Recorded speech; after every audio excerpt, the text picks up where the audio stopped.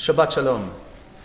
The Haftorah this week is taken from the second book of Kings, from the third pasuk, the third verse of the 7th chapter, Perek Zayin.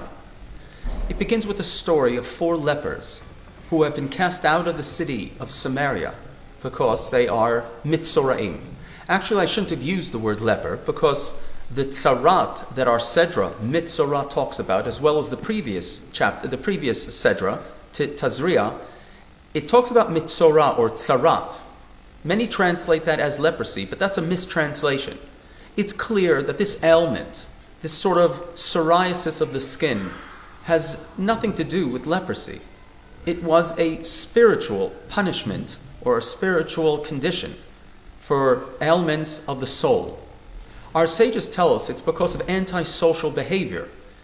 The Jewish soul and the Jews were so sensitive. It was sort of a gift from God to indicate to people, give them a sign that they are acting antisocially.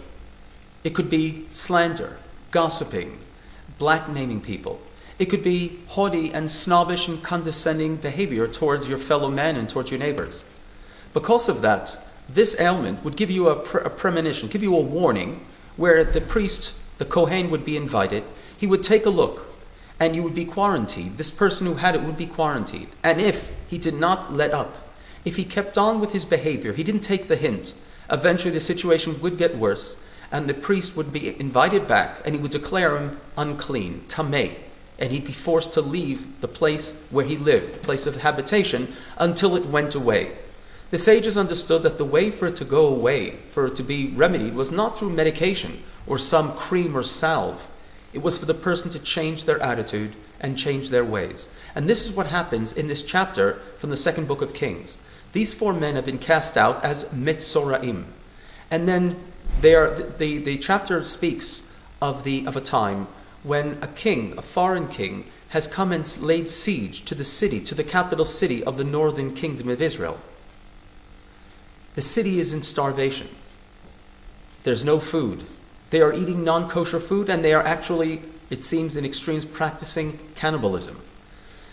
But the king repents, the king of the city, and he starts walking around the streets of Samaria with sackcloth on, showing that he and the people should repent. Then God creates a miracle. He creates sounds of a foreign army coming to attack the besieging army. And they, in panic, one night just flee, leaving behind their food and all their possessions.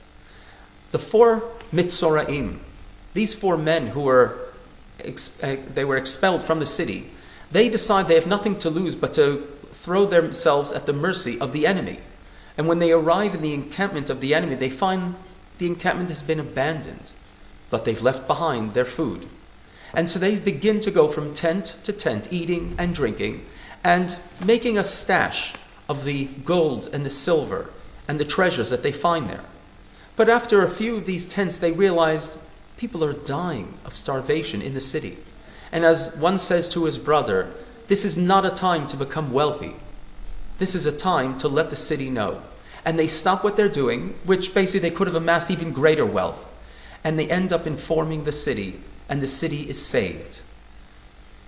This goes according to the message of the sages. It's not only about Metzorat, about Metzoraim and Tzarat. It's about what needs to be changed in human behavior so that we can live together. They learned their lesson, and because of them, the city is saved, and there's a great salvation for the city. That was the message the sages wanted to teach us by linking up this Sedra with the Haftorah. They wanted to remind us whether there is Metzorat or not, whether there is Tzarat or not. We have to be very careful of how we behave towards one another in our speech and in our actions, and be humanly sensitive to the needs of our communities. Shabbat Shalom.